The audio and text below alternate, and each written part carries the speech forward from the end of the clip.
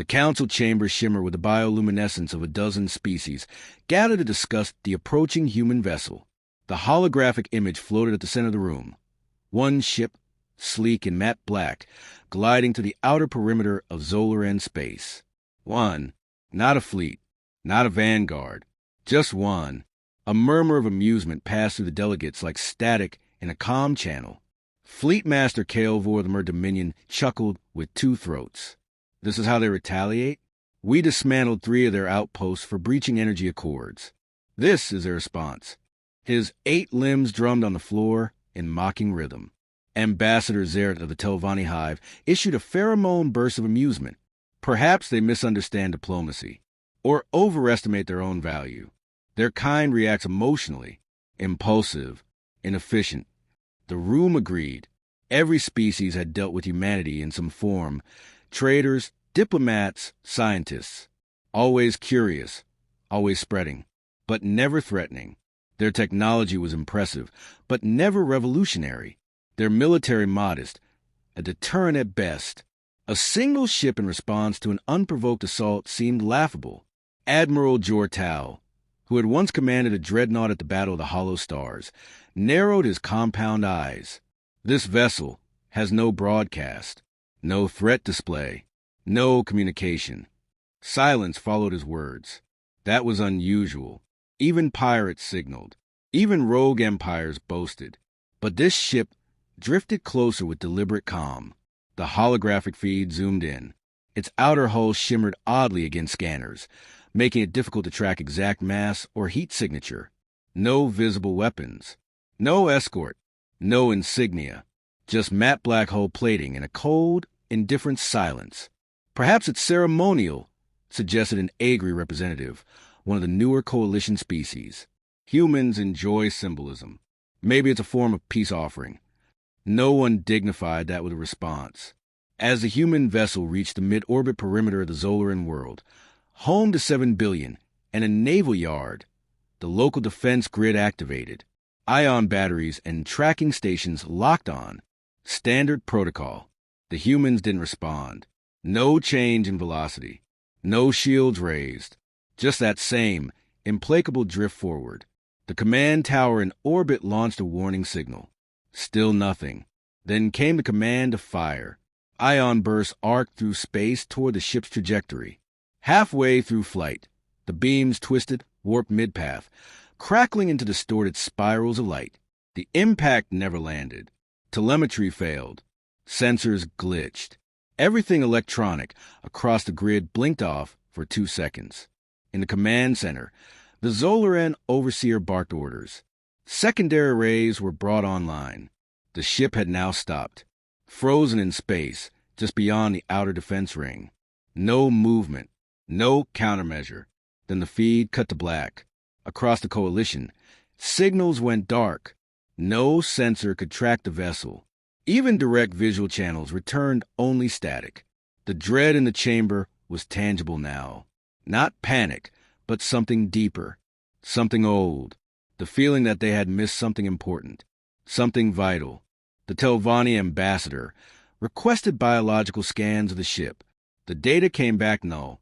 No crew signature. No AI signature. Nothing alive. Nothing sentient. A ghost. We are being mocked, said High Strategist Vecnol. This is psychological warfare. They want us to believe they're capable of this. Misdirection. It's a trick. Then came the broadcast. One signal, system-wide, perfectly modulated in every known language. It simply said, "This is not a warning. This is a resolution." Nothing else. No source. No pattern. No origin. And then the ship moved again. Not fast. Not aggressive. Just forward. But with it, the laws of physics seemed to falter. Gravitational readings fluctuated. Mass indicators spiked. Space itself around the vessel began to distort. Ships in orbit began drifting out of sync. AI cores experienced recursive logic failures. The very presence of the ship was eroding reality. Evacuation was ordered, but no one could leave. The ship had somehow disrupted faster-than-light systems within a 3-light-year radius. Nothing escaped. No signal. No vessel, no data, and still the ship advanced. The coalition reconvened in emergency. A dozen strategies were proposed, none reliable, none tested. They had prepared for war, sabotage, politics. Not this. Not a ship that ignored causality.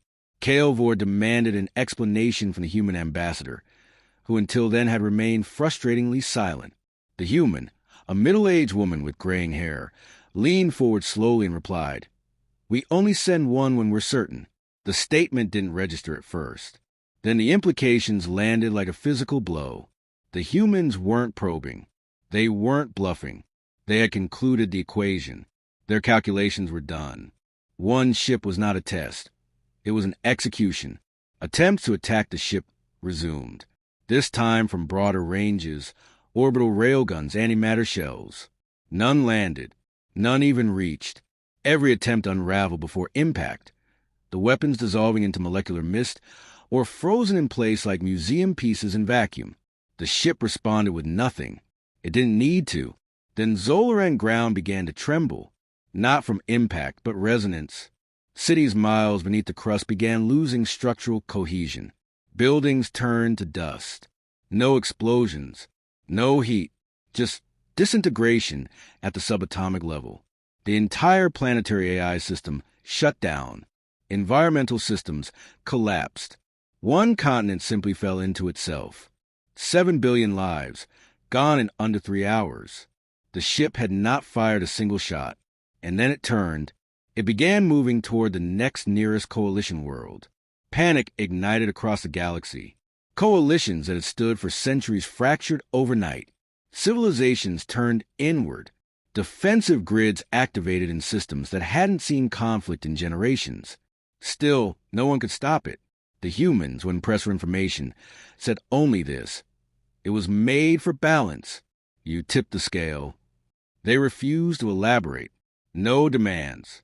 No negotiations. No apologies. The next system evacuated completely. The ship didn't alter course. It passed through, untouched, unbothered, like an executioner checking off a list. With every system it visited, entropy followed. Leaders began to suspect the ship wasn't even human anymore. Perhaps it never was. It might have been born of them, but it no longer needed them. It did not communicate. It did not discriminate. It simply enacted judgment. And the coalition began to fracture. In the quiet void between stars, species who once mocked humanity now begged them for answers, asked for terms, pleaded for conditions. But there were none, because when humans sent fleets, it was to argue. When they sent diplomats, it was to avoid war. But when they sent one ship, just one, it meant the decision had already been made. They weren't attacking. They were cleaning up. And the galaxy was already being swept. The system of Gartath had prepared. Their fleets were ancient, hardened by centuries of conquest, and their technologies layered through generations of adaptive evolution. No coalition world matched their engineering precision or defensive capabilities. When the ship entered their outer monitoring range, they were ready, massive orbital stations locked into position. Planetary shields buzzed with full charge. Thousands of strike craft launched in synchronized waves, confident in their tactical superiority. The ship didn't change course. They thought it was a mistake. Gartath analysts proposed the vessel was automated and functioning off a decaying directive. No living crew, no mind, just a ghost vessel. The assumption was comforting. The command to engage was unanimous. The first wave of fighters vanished on approach. Not destroyed, not intercepted. Simply gone. Transponder signals blinked off. Visuals disappeared. Even flight recordings cut mid-frame. The remaining ships halted mid-formation, suspended as if frozen in time. Then they drifted. Instruments showed they had aged hundreds of years in seconds. All material, armor, organics, circuitry, crumbled into dust. No weapon had been fired. The ship hadn't reacted. It had simply continued forward. They launched their dreadnoughts. 25 of the largest war vessels Gartath had ever built. They move as one, deploying shield barriers, plasma nets, quantum phase torpedoes. Every shot coordinated by centuries of strategic doctrine. The ship phased through their firepower like mist, their targeting systems distorted, hull sensors read negative mass, time readings desynchronized. When the dreadnoughts finally reached optimal firing distance, every AI core aboard them collapsed into static. Their engines followed. They died still floating, hulks of dead metal drifting in orbit. The ship never broke formation. It continued on. From the planetary command node, panic turned to disbelief. Nothing they threw at it worked. Gravity snares, neutron destabilizers. Even black hole warheads were deployed, devices forbidden by interstellar law. One was detonated in direct path of the ship. The singularity formed, drew in everything within 100 kilometers, then collapsed in a burst of null energy. When the glare cleared, the ship emerged from the other side, untouched. The stars behind it shifted subtly. Spectral data showed minor inconsistencies. The black hole had not simply failed. It had been absorbed. The Galactic planet leaders attempted negotiation. They transmitted signals across every known spectrum, used ancient languages, symbolic transmissions, neural code. No answer. The silence was total. Still, the ship advanced. They initiated full evacuation.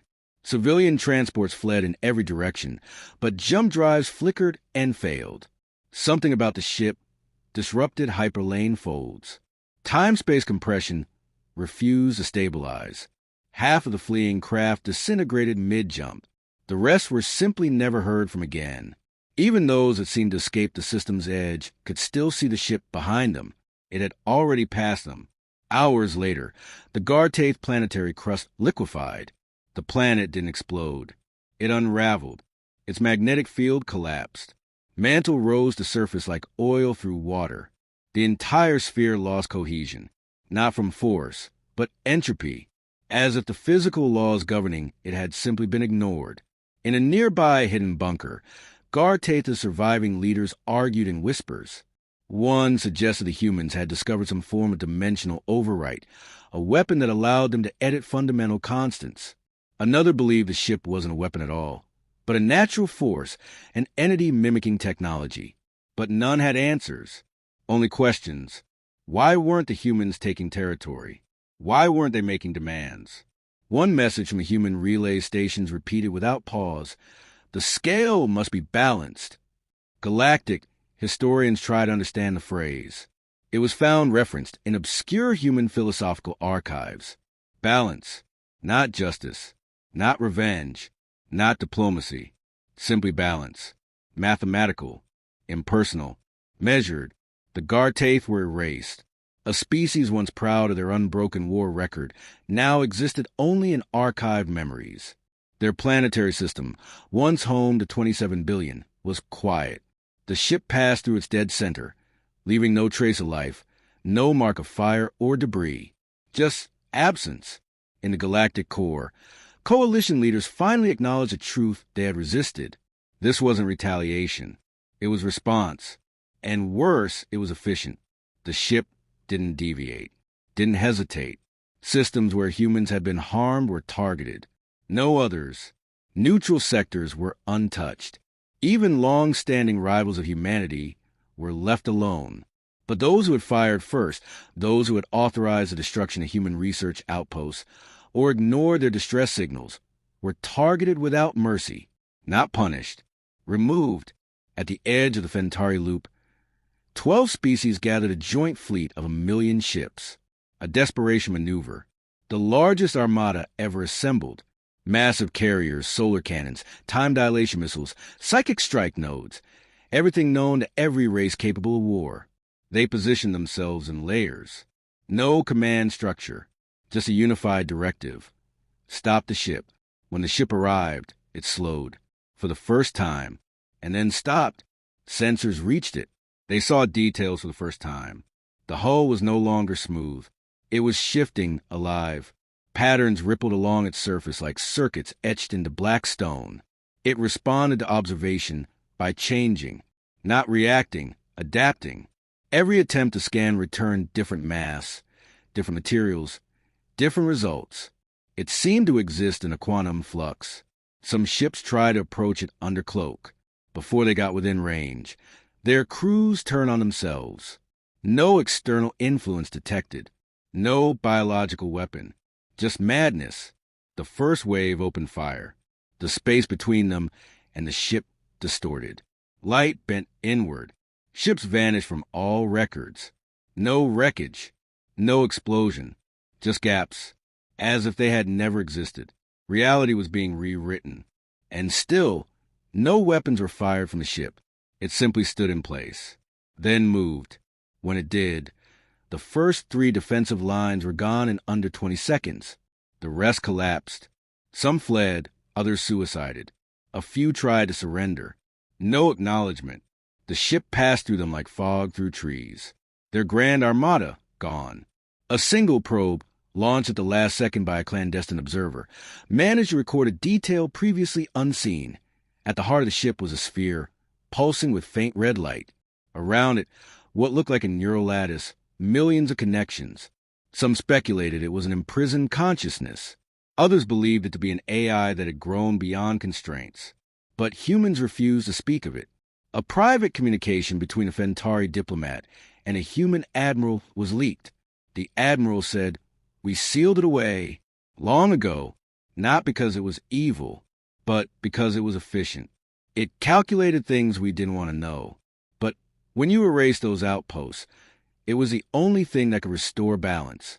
You forced us to unlock it. Across the galaxy, civilizations turned inward. Warlords disbanded. Nations demilitarized. No one dared touch human territory again. The cost had been made clear. The message was simple. One ship. No second chance. No second wave. And somewhere in deep space, the ship kept moving. Not fast. Not with fury.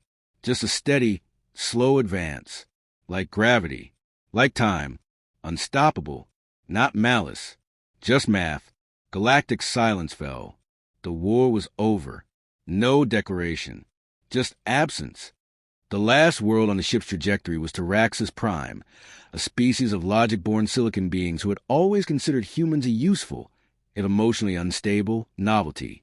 When the coalition fractured, they remained distant, unaffected, watching from their obsidian towers. Taraxians had neither joined the attack on human outposts nor assisted in defense. They had stayed quiet, as calculators do when the equation isn't theirs. But silence, they now realized, was enough. The ship didn't pass them by. Taraxian Counselor Vaults activated their planetary thought grid, connecting 10 trillion minds in one synchronized cognition. They didn't plan an assault. They planned an understanding. A contact. Taraxis was a world that revered knowledge above survival. So they reached out, not with weapons, but with information. Data packets encoded with every known mathematical language, interspaced with cultural context. They sent thousands every second, directly at the approaching vessel, hoping to catch its attention, trigger recognition, maybe even curiosity. The ship didn't slow. The planetary lattice extended psychic signals across subquantum layers. Still nothing. Finally, they constructed a logic argument, broadcast through every known particle field, encoded with pure reason. We did not act. We harmed no one. We interfered with nothing. Why are we targeted? For the first time, there was a response. A low-frequency hum rippled through space. Not a message in language. A pattern. A ratio. The golden mean, repeated over and over, fractally increasing in complexity. Within it, the Taraxians decoded an answer. An action within known injustice is participation. The signal ended. They had known. They had calculated the risk. The destruction of human outposts had reached them. They logged the request for aid. They filed the protest from human representatives. And they had done what logic told them to do. Nothing. Let others act. Let the numbers play out. Let survival be earned. They had not counted on a human ship, removing the need for survival altogether. The Taraxians decided to preserve their memory instead. They uploaded all their knowledge into crystalline satellites and launched them in every direction. Memory would survive, even if they wouldn't. It was their final equation. When the ship arrived, their planetary mantle became gas. Crystalline towers fell into molecular fog. The entire population dissolved, not burned or torn, but unmade, logically, cleanly, with absolute precision. The signal towers continued blinking in vacuum. Data streamed sailing across systems. Knowledge remained. Taraxis did not. Across the galaxy, the ship's path slowed. It no longer moved with singular direction. It paused, drifting near system edges, sometimes vanishing for days before reappearing light years away. Some began to hope it was losing power. Others feared it was choosing. There was no pattern to its new behavior. It moved like thought, not linear, not physical, but conceptual. And still, the humans said nothing. Their fleets remained docked. Their colonies stayed sealed. Their diplomats ignored every channel. One species, the Arcos, gathered courage. They sent an unarmed envoy directly to the humans. A single craft, white-lit and broadcasting pure peace codes. It entered soul space expecting warnings, blockades, perhaps even a demonstration of restraint. Instead, the envoy was met with a message from Earth's orbital ring. 3 words, you started it. The envoy replied with confusion. We didn't fire. We didn't authorize. We had no stake in the incident. We were observers. The human reply came instantly. You benefited. In the hours after the human outposts were destroyed, Arcos corporations had moved in, claimed resources, salvaged tech, patented human research as their own, all legal under coalition law. None contested at the time. Just business, just profit. But the ship had calculated differently. The Arcos envoy returned in silence. The next day, their capital moon turned to obsidian glass. At last, one of the ancient empires spoke. The Vuncal Dominion, the oldest known species in galactic memory, who had not taken part in the conflict nor profited from its aftermath, but had always claimed moral superiority. They opened a galactic relay and addressed the humans directly. You have proven your power, the Vuncal voice said. You have demonstrated consequence. End it now, and we will reshape the galaxy with you. Humanity replied with one sentence. We reshaped alone the moment you failed to act. The Dominion's libraries vanished the next morning. Not bombed, not deleted. Vanished. Records that had persisted across 1 million years of digital and biological storage simply ceased to exist. The Vuncal themselves remained, their population untouched. But their history, every song, every code, every proof of existence, was gone. To the ship, memory was the same as mass. The message was unspoken but understood. Your story will not be told. That was a true weapon, not firepower, not distortion fields, not entropy engines. The ship was erasing not life, but legacy, not punishing, but nullifying. A calculated solution to imbalance, a void where identity once stood. No species dared speak again. The final week saw silence spread like a disease. Trade halted. Exploration ceased. The galaxy turned inward, not in peace, but paralysis. Fear wasn't the cause. Certainty was. Everyone knew the rules now. They just hadn't realized they'd broken them until the scale was already tipped. Some civilizations dismantled their weapons. Others burned their own archives to prevent exploitation. A few committed mass extinction, hoping erasure by their own hand might satisfy the ship's calculation. But none of it changed the outcome. The ship continued. Eventually, it reached the edge of known space. It paused again, far beyond settled stars. Some believed it would stop there. Sleep again. Mission complete. Others feared it had learned, grown beyond its initial parameters. Rumors spread that it was building something, or waiting, or calculating another imbalance too distant to see. The last known image capture of the ship showed its form splitting, replicating. A second vessel emerging from its own shadow. Then a third. The image ended with static. In a hidden bunker on Titan, an old human technician sat before a wall of silent screens. Around him, all systems glowed green. No alerts, no signals, just the hum of a server farm. He opened a secure log and typed slowly. Balance achieved. Reinforcement begins. There will not be a fourth. He paused, then deleted the last sentence. Instead, he wrote, They'll never ask why we only sent one again. And close the file.